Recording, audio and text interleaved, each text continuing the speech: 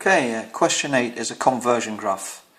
We have the conversion from the distance in miles to the petrol used in gallons. And part A asks for the gradient of the straight line. For this one we need to use the units because it's not 1 unit across and 1 unit up, as you can see.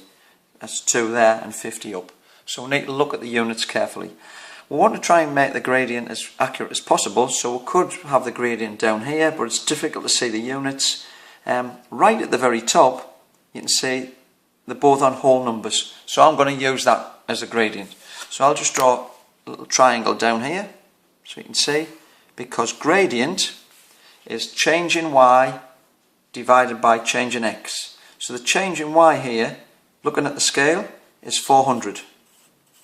And the change in x going across is 10. So I've got a cross there, that's 10, and up and down 400. So change in y 400, change in x 10. So we get the gradient is 400 divided by 10, which you could do in the calculator, but it's quite easy to cancel the zeros, which is 40. So the gradient is 40. Now, part B says write an interpretation of this gradient.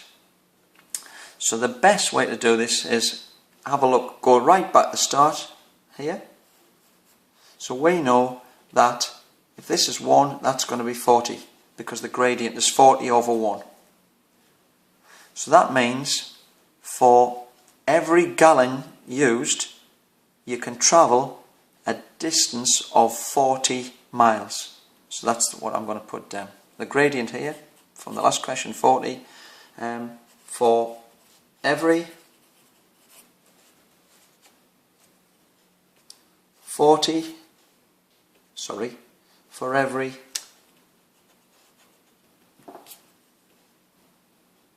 gallon used, you can travel a distance of 40 miles. And that's it.